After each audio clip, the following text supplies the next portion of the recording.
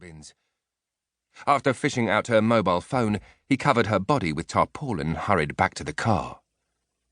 He was feeling pumped up. This was only the second time he'd killed someone, and he'd been nervous right up to the moment he pushed the knife into her neck.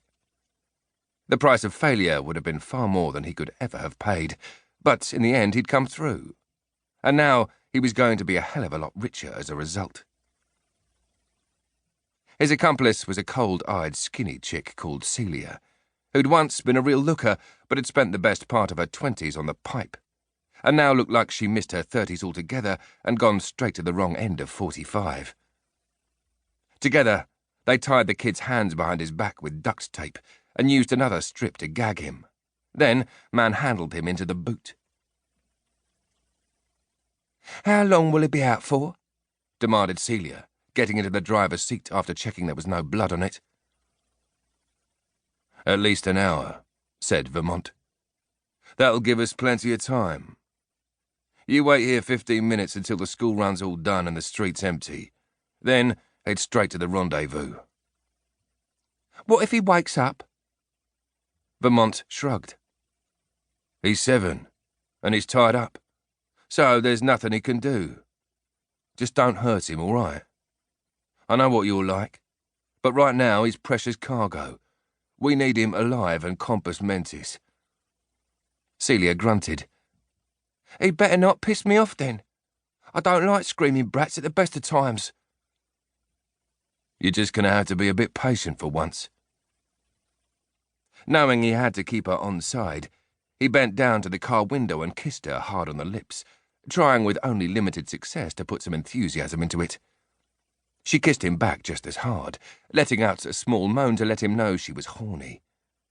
But then violence always seemed to do that to her. Not wanting to give her any encouragement, he pulled away and forced a smile. "We're going to be rich after this, baby. Rich beyond our wildest dreams. 15 minutes, okay?" He blew her a kiss and turned away, moving swiftly across the lawn towards the back of the house, and the gate to the track where the car they'd come here in was parked. So far, it had all gone exactly to plan, and the Hortons had no idea what was about to hit them, and how helpless they were to do anything about it.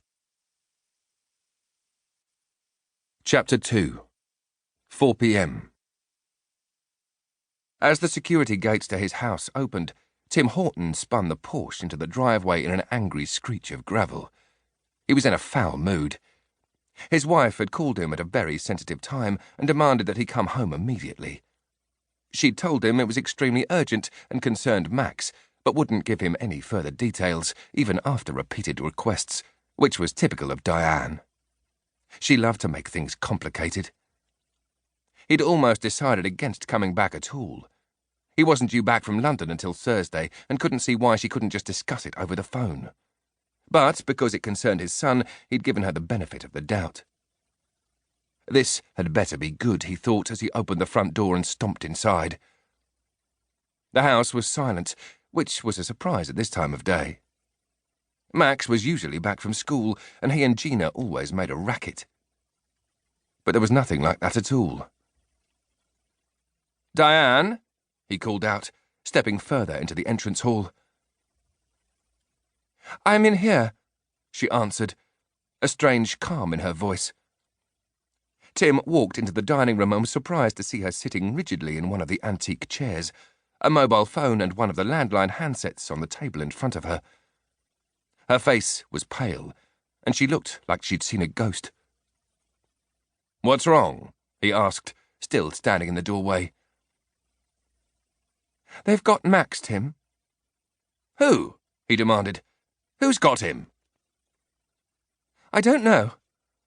I got a call at work on Gina's mobile. It was a man. He had one of those things that disguise your voice. He said that they'd killed Gina and taken Max." "Taken him where?" "I don't know." "What do they want, for Christ's sake?" "Jesus, Tim, I don't know. I don't know anything right now." Her face seemed to crumple, and it was clear she was trying to stop herself from crying.